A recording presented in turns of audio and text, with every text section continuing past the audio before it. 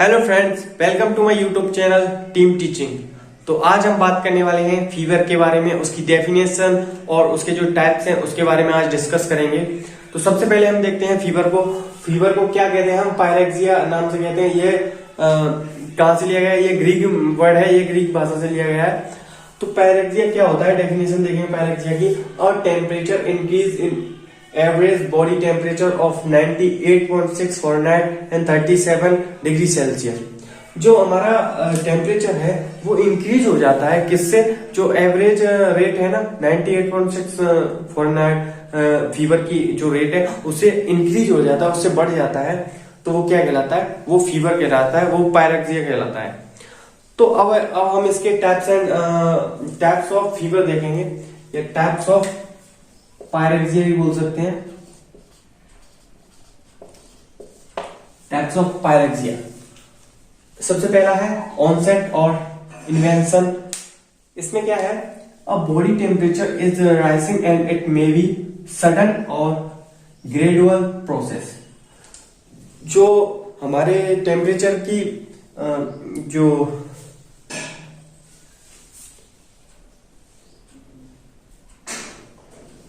हमारी बॉडी का जो टेम्परेचर है वो बढ़ जाता है। क्या इंस्टेंट प्रोसेस है, यानी कि जल्दी से होने वाली प्रोसेस है। तो हम देखते हैं सेकंड है फस्टिगियम या स्टेडियम।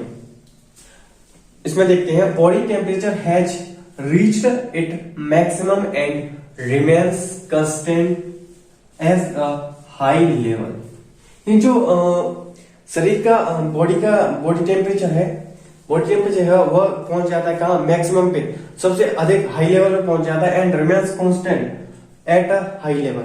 और जो बॉडी का टेम्परेचर है वो वहां पे कांस्टेंट रह जाता है, यानी कि स्थिर रह जाता है, जैसे कि हाई लेवल पे ही वो रह जाता है।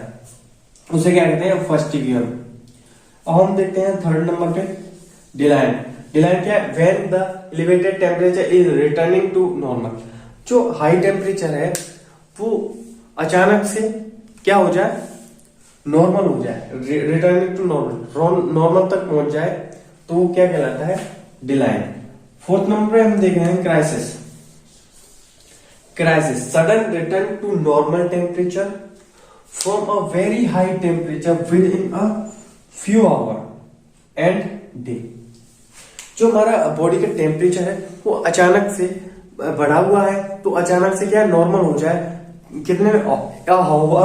Our, few hour and days. एक दिन या कुछ घंटों में क्या हो जाए? अचानक से नॉर्मल हो जाए, या फ्रॉम अ वेरी हाई से क्या हो जाए? नॉर्मल हो जाए।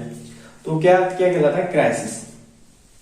अब हम देखेंगे ट्रू क्राइसिस। ट्रू क्राइसिस क्या है? True crisis, temperature falls sudden within few hours and touch normal.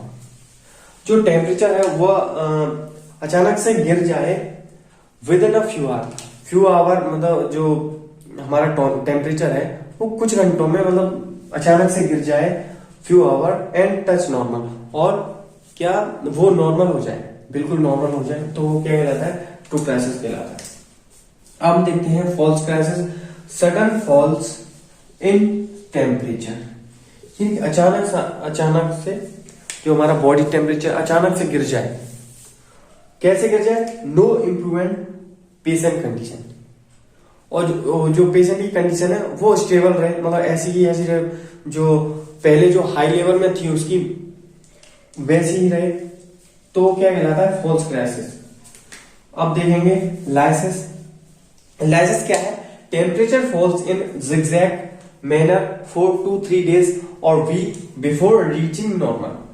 जो टेम्परेचर है वो जिगजैग तरीके से गिरे, यानी कभी बढ़ रहा है कभी कम हो रहा है, उस तरीके से नीचे गिरे, तो वो क्या है? और 2-3 डेज और अभी बिफोर, यानी कि 2-3 दिनों के बाद या 7 दिनों के बाद रीचिंग नॉर्मल हो जाए, नॉर्मल रेंज पर पहुंच जाए, वो क्या कहलाता है? लाइसिस कहलाता है। 8 देखेंगे हम कांस्टेंट कंटिन्यूअस।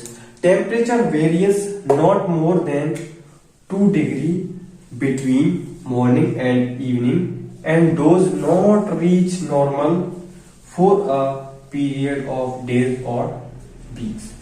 जो हमारा टेम्परेचर है वो कितने मोर देन 2 डिग्री, यानी कि 2 डिग्री ही कम हो जाता है, 2 डिग्री ही बढ़ जाए। कब? मॉर्निंग और इवनिंग में। मॉर्निंग और इवनिंग में 2 डिग्री कम हो जाए या बढ़ जाए, and dose not reach normal, और नॉर्मल नहीं पहुंच पाए for a period of days, कुछ दिनों में नॉर्मल नहीं पहुंच पाए, और वीक्स में नहीं नॉर्मल पहुंच पाए, वो ऐसा ही रहे, कभी 2 डिग्री कम हो जाता है, कभी 2 डिग्री बढ़ जाता है, तो क्या कहलाता है? कांस्टेंट या कंटिन्यूअस फीवर कहलाता है। अब हम देखते हैं आगे 9वें नंबर पे रेमिटेड जो फीवर है, रेमिटेड फीवर, उसको देखते हैं। Remitted fever temperature various more than 2 degree between morning and evening but does not reach normal, यानी कि जो मॉर्निंग और इवनिंग में जो टेम्परेचर है वो 2 डिग्री तक लो और हाई हो जाता है मॉर्निंग और इवनिंग में, but does not reach normal, लेकिन वह जो पेशेंट है वो नॉर्मल नहीं होता है। 10 नंबर है sorry, intermediate temperature raised from normal और subnormal to high fever and back at regular intervals, यानी कि जो टेम्परेचर है वो बढ़ जाता है, नॉर्मल हो जाता है, and high fever and back at regular interval, यानी कि पहले कम हो जाता है फिर बढ़ जाता है, और रेगुलर ऐसा होता रहता है। Temperature high in the evening, और इसमें जो टेम्परेचर है वो इवनिंग में हाई हो जाता है, एंड मॉर्निंग में लो हो जाता है। अब 11th देखेंगे हम, इनवर्स फीवर क्या है? Higher range of temperature is, ये वो है recorded in the morning and जो फीवर है वो हाईएस्ट हो जाता है कहाँ? Highest range of temperature recorded in morning and the low the evening, यानी कि जो मॉर्निंग है, मॉर्निंग में हाईएस्ट हो जाता है और इवनिंग में लोएस्ट हो जाता है। 12 देखने राइट बोर्ड है, यहाँ पे ओ है, severe attack of severing I in which body temperature raised rapidly, ये जो बड़ी ही तेजी से बढ़ जाता है और कम हो जाता है टेम्परेचर, और सीवियर अटैक करता है, वो कौन सा फीवर कहलाता है? राइगर फीवर कहलाता है। अब देखते हैं लो पायरेक्सिया क्या है? Does not rise above 90 to 100, यानी कि जो हमारा टेम्परेचर है वो 90 और 100 से बढ़ता नहीं है, और सेल्सियस में देखेंगे तो 37.2 सेल्सियस और 37.8 सेल्सियस से बढ़ता नहीं है। मॉडरेट 14 नंबर है, मॉडरेट पायरेक्सिया 100 to 103 फ़ारेनहाइट, 100 और 103 के बीच में रहता है, वो क्या है? मॉडरेट। हायर पायरेक्सिया टेम्परेचर को 105, यानी कि जो टेम्परेचर है वो चला जाता है 105 के पार चला जाता है, तो क्या कहलाता है? Higher pyrexia. Hyperpyrexia temperature को अबाउट 105, तो हायर में 103 से 105 तक रहता है। हाइपर पायरेक्सिया में क्या रहता है? टेम्परेचर को अबाउट 105 रहता है। हाइपरथर्मिया देखते हैं, टेम्परेचर रेज टू 105 फ़ारेनहाइट और अबव, यानी 105 से बढ़ जाता है, तो क्या होता है? हाइपर यानी कि बढ़ना,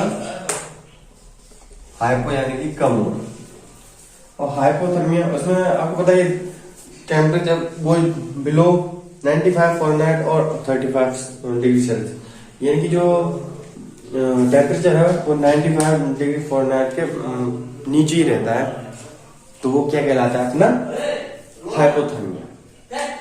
तो आज के लिए बस इतना ही, कल फिर मुलाकात होगी नए टॉपिक के साथ। जब तक के लिए जय हिंद, जय भारत।